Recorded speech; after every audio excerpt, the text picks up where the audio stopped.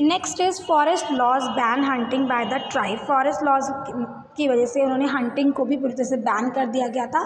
Those who caught hunting were punish. जो hunting करता पकड़ा जाता था, शिकार करता पकड़ा जाता, उन्हें पनिशमेंट मिलती थी। But while the British deprive the tribes of the traditional hunting right, they themselves hunted tigers and other big animals as a sport and entertainment. हालांकि ट्राइबल्स को हंटिंग राइट से दूर रखा गया था, उनको शिकार करने का अधिकार नहीं दिया गया था, लेकिन जो ब्रिटिशर्स थे वो खुद बड़े जानवरों का शिकार क्या करते थे, जैसे शेर है या और बड़े जानवरों का शिकार क्या करते थे स्पोर्ट्स के लिए, एज एक एंटरटेनमेंट के लिए और खेल के लिए वो खुद शिकार करते थे, लेकिन ट्राइबल्स को हंटिंग की परमिशन नहीं थी। As the tribal lost their traditional right over the forest, many of them were forced to work in mine and plantation. क्योंकि ट्राइबल्स पूरी तरह से जंगलों पर डिपेंड थे, लेकिन जब जंगलों में उनके ट्रेडिशनल राइट्स जो छीन लिए गए, तब कई जो ट्राइबल्स थे उन्होंने माइंस और प्लांटेशंस में काम करना स्टार्ट कर दिया। Santhal and Oraons from Jharkhand and Gonds from Chhattisgarh were forced to work in tea plantation of Assam.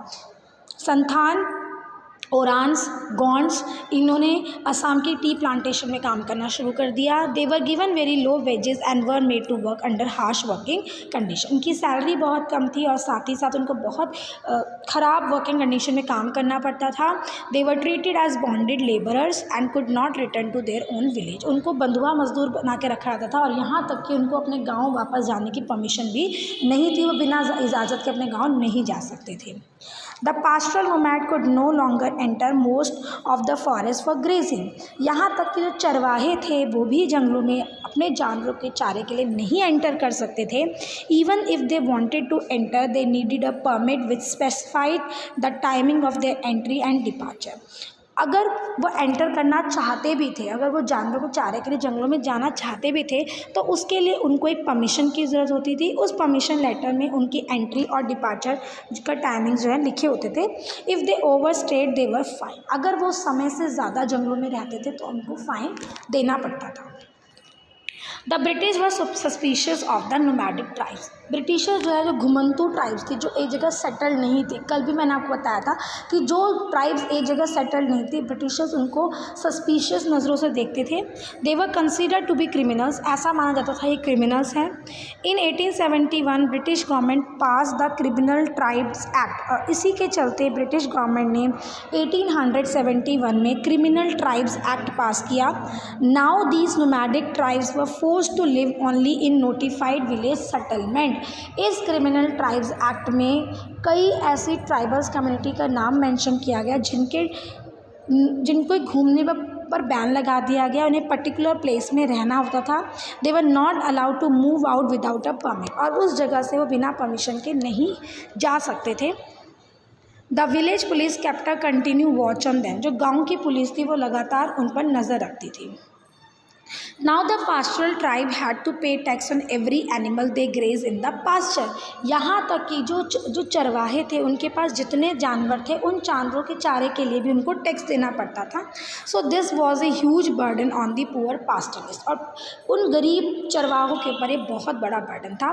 The nomadic pastoral tribes used to graze their animal in one area and then move to other।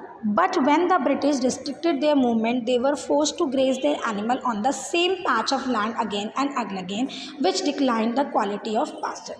Britishers से आने से पहले जो चरवाहे थे वो एक जगह अपने जानवरों को चारा खिलाने के बाद दूसरी जगह मूव करते थे, लेकिन जब ब्रिटिशर्स ने उनके मूवमेंट पर बैन लगा दिए उसके बाद वो एक ही जगह रहकर वहीं के चारे का इस्तेमाल करने लगे, जिससे कि जो वहाँ के पास्चर की क्वालिटी थी वो कम होने लगी। Poor quality of pasture means insufficient fodder for the animals. जब चारा कम होने लगा, चारे की क्वालिटी ख़राब हो गई, तो उसकी वजह से जो एनिमल्स थे, जो जानवर थे, उनको प्रॉपर न्यूट्रिशंस नहीं मिल पा रहे थे and deterioration in the quality of the cattle. तो धीरे धीरे जो उसके कैटल्स थे उनकी क्वालिटी में भी चेंजेस आने लगे और कई जगह कई पास्टर्स थे उनकी जो एनिमल्स थे वो भी कम होने लगे, यानी कि भूख की वजह से या सही पास्चर ना मिलने की वजह से उनकी डेथ होने लगी।